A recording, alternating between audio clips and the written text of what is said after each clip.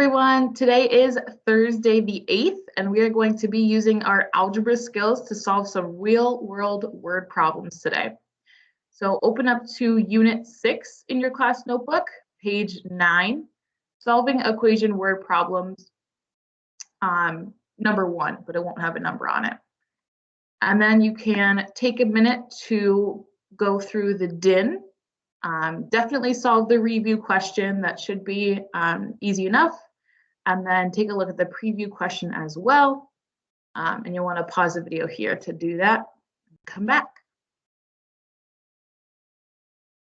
Alrighty. Hopefully you paused your video right there and completed the DIN for me. We are going to be solving the following equation for x. Just like we practiced last week and or before break and even the week before that. So use your tape diagram, your hanger diagram, solve it algebraically, however you would like to do that. But I'm just going to go through the solution really quickly. I'm going to copy my equation over here just so it's nice and big.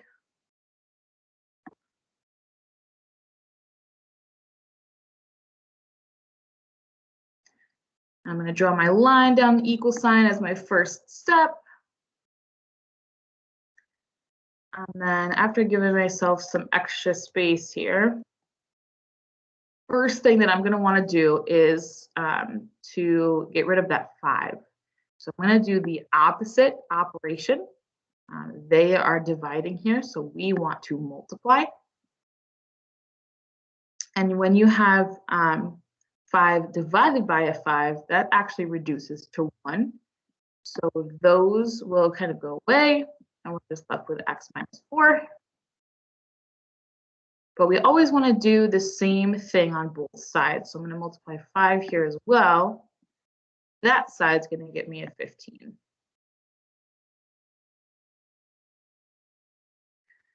We're going to do kind of a similar step again. But this time, the opposite operation is to add. I add 4 to get that to reduce to 0.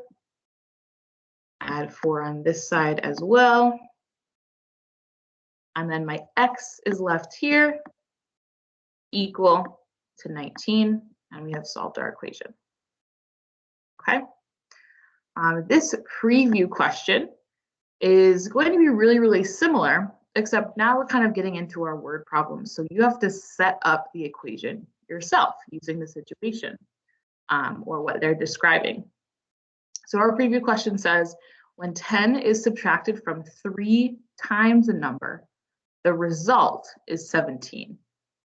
They want us to use n to represent the missing number and then set up the equation and solve it to find what the value of n actually is. So they said when 10 is subtracted from 3 times a number, we have to kind of break that apart. And I see this 3 times a number.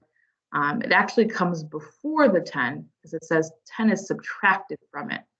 They actually start here, 3 times a number. So that tells me 3n. We don't know what the number is, whoops. But that's 3 times whatever number that is. Then the 10 is subtracted. And they say the result is 17. So that's telling me this is equal to 17. Now I have my equation all set up and I can solve it to figure out what that value of n actually is. So again, I'm going to draw my line down the equal sign. I can do this with a tape diagram, a hanger diagram, or just algebraically like I'm going to show you. We do the opposite operation of this minus 10. So that is to add 10.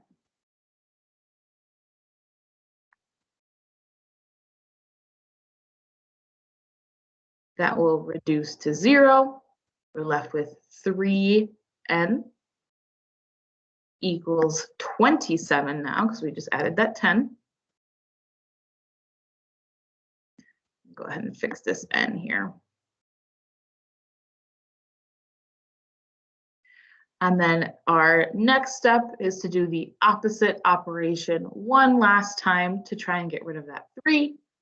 And if they are multiplying, remember this says 3 times a number, then the opposite is to divide. We want to divide by 3 on both sides.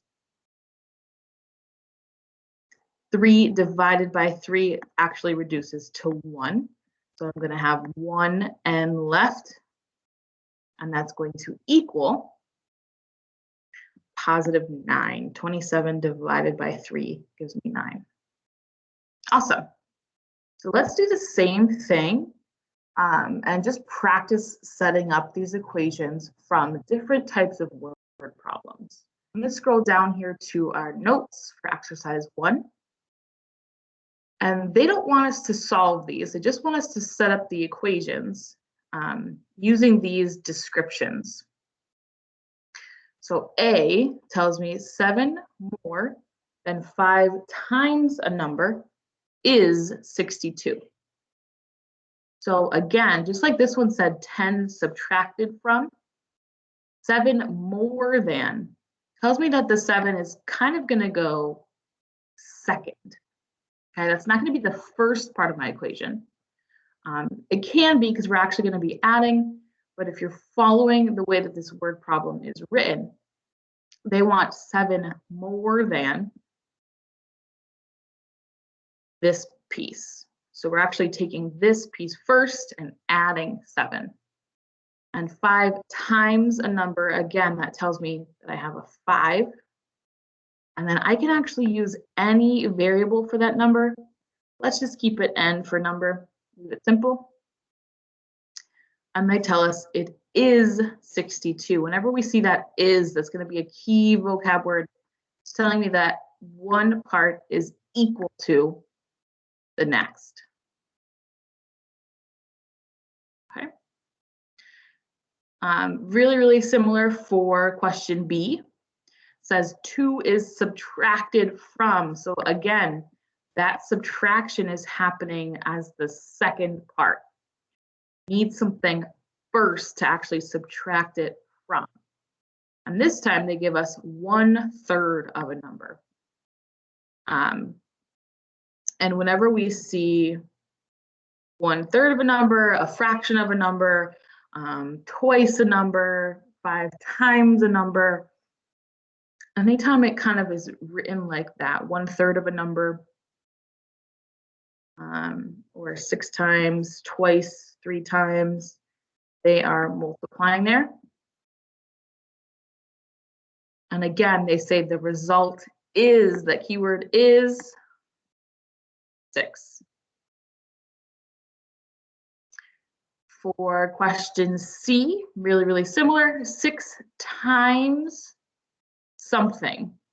Okay, so we see the 6 times, and then it says the sum of something else. So I'm going to write that 6 first. And we can put that multiplication symbol in there if we'd like to, 6 times something. But then this next part actually has multiple pieces. And so anytime we see the word sum or difference or sometimes product or quotient, it means that piece can kind of go in parentheses on its own because we're going to want to do that first. Okay, 6 times the sum of some number that we don't know and 3. Okay, that keyword and there. Anytime we see sum and it says one thing and another, we're adding. If we see difference of one thing and another, we would be subtracting. Okay, that word and is actually where you're putting in the operation. Number plus 3 is equal to 72. And one more, we have question D here. 9 times, so again, we have that kind of outside number. And then they're giving us something with multiple parts again. 9 times, put my parentheses, get that ready, 1 less than a number. So now they're saying n minus 1. Okay, less than is also mean also means subtracting. Okay, greater than would mean adding. There's so many different words that we can use. And it's going to take us a lot of practice. But this kind of sums up most of them. Okay, you have more than, 5 times, subtracted from, sum, that word is, equal to. There are lots of different pieces, but let's continue to look at these through some real world examples. If we scroll down to exercise 2, it says that Simon and his niece Marcy are comparing their ages to see if there is a mathematical connection. They find that Simon is 3 years more than 4 times Marcy's age, and the sum of their ages is 58. And they want us to let M be Marcy's age, so they're telling us which variable we should use. Before we even write our expression or our equation, let's just think about this for a second. We're talking about ages here. And it says that Simon is 3 years more than 4 times Marcy's age. So question A, they're kind of giving us a value to kind of guess and check. Could Marcy be 7 years old? Let's just check. If Marcy is 7, then Simon is 4 times 7 plus 3. Okay, 3 years more, so that we know that we're adding 3 to something, and they tell us 4 times Marcy's age. So again, if we're guessing that Marcy is 7, and we're trying to check that, 4 times 7 plus 3 would have to be Simon's age. And that actually gives me 31. Okay, and here's how we're going to check that. If Marcy is 7 and Simon is 31, that means the sum of their ages, 31 plus 7, only gives us 38. But in the question, it says that it should be 58. That's how we know Marcy can't be 7 years old. Oops, do this here. Because if Marcy is 7 years old, that means both of them are too young to equal the sum of 58 that we need. There we go. So let's try to actually find the real value. Just like I did here for Simon's age, using Marcy's age, I'm going to write that same expression, but instead of that 7 that I was guessing and checking, I'm just going to put it in the M. We don't know what value is actually going to work. Okay, there's my expression. Something is going to be the value for that M to give me Simon's actual age. But we don't have anything to set this equal to. Okay, we can't solve an expression.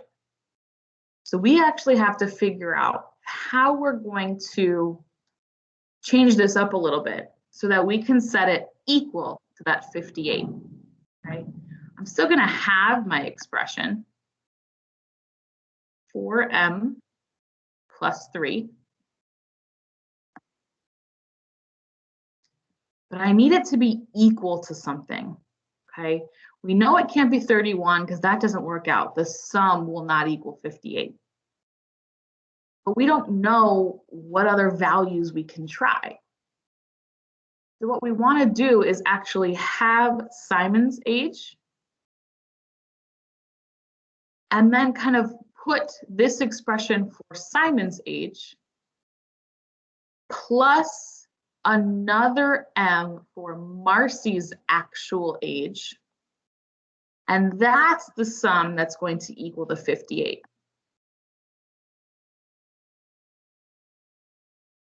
Now we have an actual equation that can help us solve. 4m plus another m can simplify to 5m.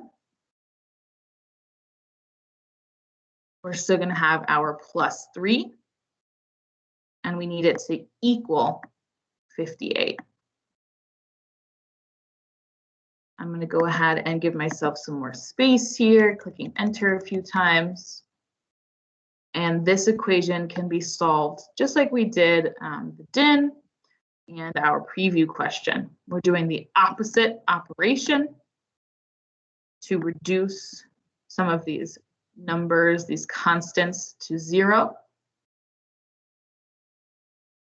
I'm left with 5m on one side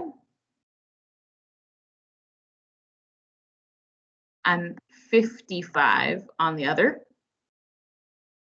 And then one last time, I'm going to do the opposite operation. 5 divided by 5 reduces to only 1m that is left. And 55 divided by that same 5 is going to give us 11. So now we know that Marcy has to be 11 years old.